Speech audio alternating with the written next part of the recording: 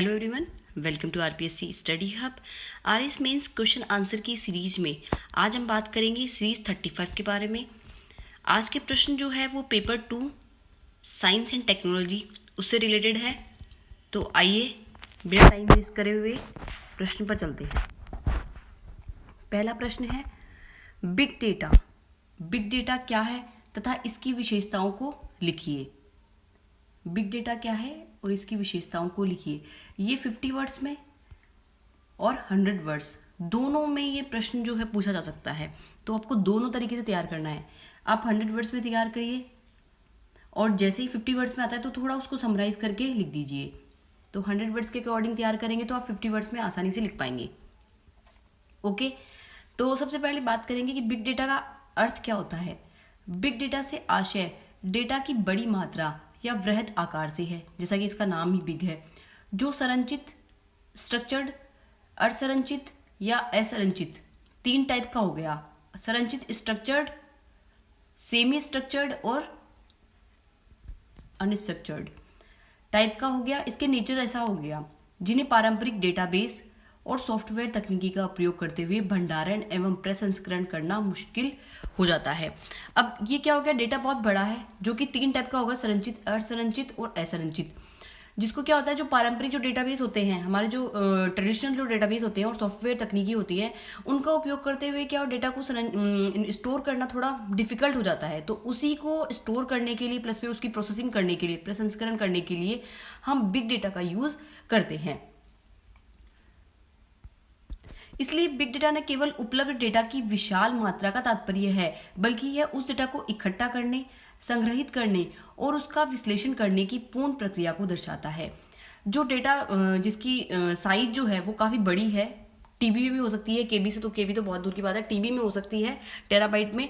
तो जो विशाल साइज का जो डेटा है उसको दर्शाता है बिग डेटा, जिसमें हम क्या करते हैं, डेटा को इकट्ठा करते हैं, यानी उसको स्टोर करते हैं, उसको संग्रहित करते हैं, साथ ही उसका विश्लेषण, उसका प्रोसेसिंग भी हम उसमें करते हैं, जिसका उपयोग वाणिज्यिक कंपनी द्वारा अपने उपभोक्ताओं के व्यवहार को समझने के लिए किया जाता है। इसका एक उपयोग ये भी हो गया कि जो ई कमर्शियल वेबसाइट्स जो होती हैं या ई कमर्शियल जो कोई भी कंपनी है, कोई भी कंपनी हो गई, ई कंपनी हो गई या वैसे कोई कंपनी हो गई, वो जितने भी उपभोक्ता हैं उनके व्यवहार को समझने के लिए इसका उपयोग करती हैं। अब बिग डेटा की विशेषता को हम 6 V's से समझ सकते हैं। 6 V's कैसे हो गए, सेंटर में हम V बनाएंगे, तो ये आप डायग्राम जरूर बना के आइएगा। V को हम एक सेंटर में V ले लेते हैं। 6 V को हम दर्शाएंगे कैसे। सबसे पहले हमारा आ गया वेरासिटी, फिर दूसरा आ गया हमारा वैल्यू, थर्ड आ गया वेराइटी, फोर्थ आ गया वेरिएबिलिटी, फिर आ गया वेलोसिटी और अगेन आ गया वॉल्यूम। तो इस तरह से 6 V से कैसे आए, वेरासिटी मतलब जो हम डेटा जो कर रहे हैं उसमें कितनी सच्चाई है, उसमें कितनी तथ्यता है, तो वो भी हम देखेंगे। उसकी वैल्यू है या नहीं है, कोई जो डेटा है उसकी कितनी वैल्यू है, वो है। वेराइटी, डेटा जो है वो कितने टाइप का है, उसमें विविधता, वेराइटी किस किस टाइप की है। और डेटा जो हम यूज कर रहे हैं उसके अंदर वेरिएबिलिटी क्या क्या है, परिवर्तनशीलता कितनी है। वेलोसिटी, वेग, और वॉल्यूम कितनी मात्रा का है। तो ये सभी V से हम जो है बिग डेटा को कहीं ना कहीं हम डिफाइन कर सकते हैं। नेक्स्ट हम बात करते हैं दूसरे प्रश्न की। ये भी 100 वर्ड्स का प्रश्न है।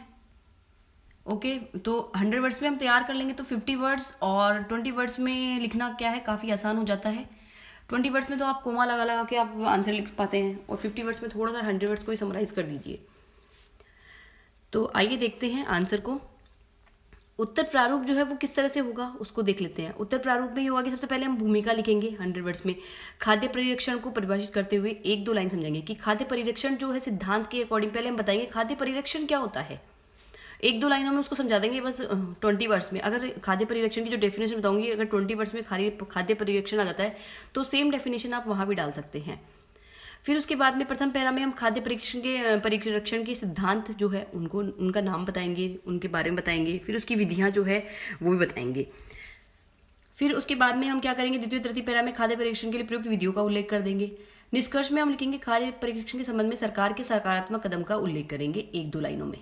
ओके, तो इस तरह से हमारा आंसर जो है फ्रेम करेंगे। और आगे हम देखते हैं कि हमने किस तरह से आदर्श उत्तर लिखा है। सबसे पहले डेफिनेशन लिखेंगे खाद्य परिरक्षक की। वे रासायनिक पदार्थ जो खाद्य पदार्थों को सूक्ष्म जीवों, जीवाणुओं यीस्ट मॉडल्स द्वारा खराब होने से बचाते हैं अर्थात परिरक्षित करते हैं, उसे ही हम खाद्य परिरक्षक कहते हैं। ऐसे रासायनिक पदार्थ जो क्या कहते हैं, जो भी खाद्य पदार्थ है उनको सूक्ष्म जीवों से यानी जीवाणुओं से, यीस्ट से, मॉड्यूल से, इन सब से खराब होने से बचाते हैं, उसे ही हम क्या कहते हैं, खाद्य परिरक्षक। खाद्य परिरक्षक के महत्वपूर्ण सिद्धांत कौन कौन से हैं, तो उनको हमने कुछ पॉइंट्स में नंबरिंग में डिसाइड करा है। इसको आप बुलेट पॉइंट्स में एरो बनाकर किसी भी तरह से आप उनको लिख सकते हैं। तो पहला जो है महत्वपूर्ण सिद्धांत है ये है कि सूक्ष्म जीवाणुओं के प्रभाव को रोकना। सूक्ष्म जीव जो है वो खाद्य के ऊपर प्रभाव न डाले, दुष्प्रभाव न डाले, उसको रोकेगा। एंजाइम के प्रभाव को रोकना, नमी को दूर करना, क्योंकि नमी जहाँ हो जाती है वो खाद्य जो है वो खराब जल्दी होने लग जाता है। तो आप देखे होंगे कि बारिश के दिनों में क्या होता है, नमी रहती है, ह्यूमिडिटी रहती है, तो उससे क्या है, खाद्य पदार्थ अपने जल्दी खराब हो जाते हैं, बूफन सी आ जाती है, फफूंद टाइप में अपने खाने में आ जाती है, रोटी में भी आ जाती है इवन। तो उस नमी को दूर करने के लिए भी खाद्य परिरक्षक का प्रयोग हम करते हैं।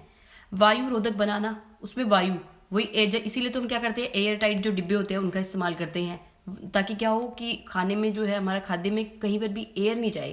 तो जितने भी ये बाहर के जो खाद्य पदार्थ आते हैं, चाहे चिप्स वगैरह देख लो, कुरकुरे वगैरह देख लो, इनको हमेशा एयर टाइट प्रयोग किया जाता है, डिब्बा बंद जो होते हैं उनमें इनको रखा जाता है। तो वायु रोधक बनाना इसका एक महत्वपूर्ण सिद्धांत हो गया। सूक्ष्म जीवों को बाहर निकालना, और कई बार क्या होता है कि किसी पदार्थ में प्रवेश करके तो सूक्ष्म जीवों को ही बाहर निकाल जाता है, तो ये भी प्रोसेस होती है। भोजन में स्वयं के द्वारा उत्पन्न सड़न को रोकना। अब कई बार होता है भोजन खुद में ही सड़ता रहता है, तो उस चीज़ को कंट्रोल करने के लिए भी हम क्या करते हैं, इस सिद्धांत का प्रयोग करेंगे। रासायनिक क्रियाओं को रोकना, जैसे एंटीऑक्सीडेंट का प्रयोग करके ऑक्सीडेशन का बचाव। रासायनिक क्रियाओं को रोकना, अब जैसे किसी पदार्थ में रासायनिक क्रियाएं अपने आप बनती रहती है, जैसे खाद्य पदार्थ जो है वो खराब हो जाता है, तो उस प्रक्रिया को रोका जाए। इसके लिए एंटीऑक्सीडेंट का प्रयोग करके हम ऑक्सीडेशन का बचाव भी कर सकते हैं। अब हम देखेंगे विधियां कि खाद्य परिरक्षण के लिए प्रयुक्त विधियां कौन कौन सी है। तो दो विधियां जो है वो है खाद्य परिरक्षण के लिए, एक है भौतिक विधि, एक है रासायनिक विधि। भौतिक विधि में क्या है, भौतिक विधि में हम देखेंगे कि भौतिक जो पदार्थ है उनके द्वारा हम इसको किया जाता है, तो इसमें भी 4-5 विधियां हम पढ़ेंगे। तो पहली विधि है प्रशीतन विधि, कोल्ड प्रेस करके। तो प्रशीतन में क्या होगा, प्रशीतन विधि के द्वारा भोज्य पदार्थों की उष्णता को कम करके, यानी जो गर्मी होगी उसको कम करके हम क्या करेंगे, अपेक्षित समय तक परिरक्षित करके रखा जाता है। इस विधि में तापक्रम 4 डिग्री से 10 डिग्री तक रहता है। प्रशीतन विधि में क्या करेंगे, हम भोज्य पदार्थों की उष्णता को कम करेंगे और इन्हें क्या करेंगे, अपेक्षित समय तक, यानी कुछ एक टाइम होगा तब तक ही परीक्षित करेंगे, और टेम्परेचर जो होगा वो 4 डिग्री टू 10 डिग्री सेंटीग्रेड रहेगा। रेफ्रिजरेटर भी इसमें इस्तेमाल किए जाते हैं, एक बात और बता दूं मैं। नेक्स्ट है बी, गैस संग्रहार। गैस संग्रहार हो गया। इस विधि में हम क्या करते हैं, गैस का प्रयोग करके भोजन सड़ने से बचाते हैं। एक पर्टिकुलर बहुत सारी 2-4 गैसेज होती हैं, उनका यूज़ करके हम क्या करेंगे, गैस संग्रह यूज़ करेंगे, उसमें हम भोजन को डालेंगे तो उसको सड़ने से बचाया जा सकता है। निर्जलीकरण। निर्जलीकरण में क्या होगा, भोज्य पदार्थों में उपस्थित पानी की मात्रा को कम करने की प्रक्रिया निर्जलीकरण कहलाती है। अब भोज्य पदार्थों में क्या होता है, उपस्थित में कई बार पानी की मात्रा होती है, ठीक है, तो उसको दूर करने के लिए, यानी नमी, कहीं ना कहीं नमी होती है, तो उस नमी को दूर करने के लिए हम क्या करते हैं, निर्जलीकरण, उसका पानी जो है हम उसको कम कर देंगे। तो भोज्य पदार्थों में उपस्थित नमी ही उसे सड़ाती है, इसलिए इस नमी को कम करने के लिए हम निर्जलीकरण की विधि का प्रयोग किया है। तो केवल निर्जलीकरण विधि जो है वो भी 20 वर्ड्स में पूछी जा सकती है। तो उसके लिए हम क्या करेंगे, नमी को सड़ने से बचाने के लिए, तो उस नमी को कम करने के लिए हम क्या करते हैं, निर्जलीकरण विधि का प्रयोग करते हैं। डिब्बाबंदी। डिब्बाबंद तो बताइए, एयर टाइट डिब्बों का यूज़ करेंगे हम, तो उससे क्या होगा, हमारा खाद्य जो है कहीं हद तक, कुछ हद तक बच जाता है। नेक्स्ट है हमारी विकिरण विधि। विकिरण विधि हम कुछ रेज वगैरह का प्रयोग करके, एक्स रेज वगैरह, Y rays, sorry gamma rays, I think gamma rays जो है वो यूज़ किया जाता है खाद्य परिरक्षण में। तो इसके अलावा और भी विकिरण के द्वारा जो है हम खाद्य परिरक्षण कर सकते हैं, जैसे आलू के बचाने के लिए भी हम बहुत सारी विधियाँ यूज़ करते हैं। बहुत सारी विकिरण में तो अलग अलग टेक्निक्स है, बहुत डिटेल का टॉपिक है। तो अभी इस 100 वर्ड्स में अपन को केवल विकिरण विधि लिखनी है कि खाद्य पदार्थों को सुरक्षित रखने के लिए हम विकिरण विधि का प्रयोग करते हैं। दूसरी हम बात करें रासायनिक विधियाँ। रासायनिक विधियाँ क्या है, रसायनों का यूज़ करके हम जो बनाएंगे जब रासायनिक विधियाँ हो जाएगी। तो इसका फर्स्ट हो गया, फर्स्ट विधि देख लेते हैं। शक्कर द्वारा यदि फलों एवं सब्जियों में 68 to 70% शक्कर मिला दी जाए तो ये परासरण क्रिया के द्वारा कारण सूक्ष्म जीवों, फफूंद आदि की सक्रियता को नष्ट कर देते हैं। अब ये बोला कि शक्कर द्वारा यदि फलों एवं सब्जियों में 68 to 70% शक्कर मिला दी जाए तो ये क्या होता है, परासरण की क्रिया होती है, उससे सूक्ष्म जीव, फफूंद जो है उनकी सक्रियता नष्ट हो जाती है, तो उससे परिरक्षण हो जाता है। नेक्स्ट है तेल एवं मसालों द्वारा ये प्राकृतिक भोज्य परिरक्षक उपस्थिति में सूक्ष्म जीवों की क्रियाशीलता नष्ट हो जाती है, जैसे अचार। अब क्या होता है, तेल हो गया चाहे हमारा मसाले हो गए, इनमें हम क्या करते हैं, प्राकृतिक जितने भी भोज्य पदार्थ होते हैं उनमें सूक्ष्म जीवों की क्रियाशीलता नष्ट हो जाती है। जैसे कि हम अचार में जैसे तेल डाल देते हैं एक तो प्लस में विनेगर वगैरह मिलाते हैं तो अचार जो है खराब नहीं होता। तो ये भी एक प्रक्रिया जो है वो कहीं ना कहीं परिरक्षक का काम करती है। नेक्स्ट है अम्ल द्वारा एसिड डालकर ट्राइट्रिक अम्ल, साइट्रिक अम्ल आदि भोज्य पदार्थों में उपस्थित सूक्ष्म जीवों की वृद्धि, विकास, गतिशीलता को रोक देता है। अगर हम अम्ल का यूज़ करें जैसे ट्राइट्रिक अम्ल का, साइट्रिक अम्ल का, इनका अगर हम यूज़ करते हैं तो सूक्ष्म जीव जो होते हैं भोजन के अंदर उपस्थित उनकी वृद्धि भी रुक जाती है, उनका विकास, गतिशीलता सब कंप्लीट तरीके से रुक जाती है। नमक द्वारा नमक भोज्य पदार्थों में उपस्थित नमी को अपने में बांध लेता है। अब नमक क्या होता है, भोज्य पदार्थों में उपस्थित जो भी नमी होती है उसको अपने में बांध लेता है। बिल्कुल सही बात है, नमक जो है सोख लेता है जितनी भी नमी होती है, जिससे सूक्ष्म जीवों की वृद्धि प्रभावित हो जाती है। तो नमक की जो मोटे मोटे जो वो आते हैं, बिना पिसा हुआ जो नमक आता है, तो उनको भी हम डालकर कहीं ना कहीं नमी वाले पदार्थों को बचा सकते हैं सूक्ष्म जीवों के प्रभाव से।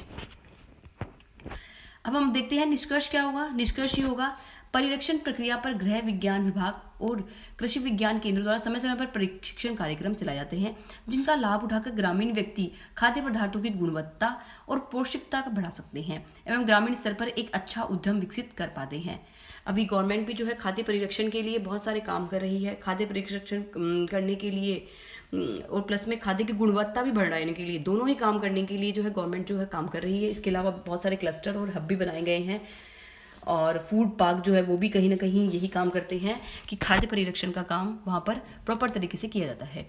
परिरक्षण तो परिरक्षण में क्या हो गया, ग्रामीण अगर हम गृह विज्ञान विभाग और कृषि विभाग दोनों का जो प्रशिक्षण कार्यक्रम चलाया जाता है उनका अगर लाभ उठाया जाए तो क्या होता है, खाद्य परिरक्षण की गुणवत्ता और पौष्टिकता दोनों ही बढ़ाई जा सकती है। तो ये ग्रामीण स्तर पर एक क्या है, अच्छा जो उद्यम है, एक अच्छा उनका जो उद्योग धंधा है वो विकसित हो सकता है। आई होप आज के दोनों प्रश्न आपको अच्छे लगे होंगे। So thank you for watching this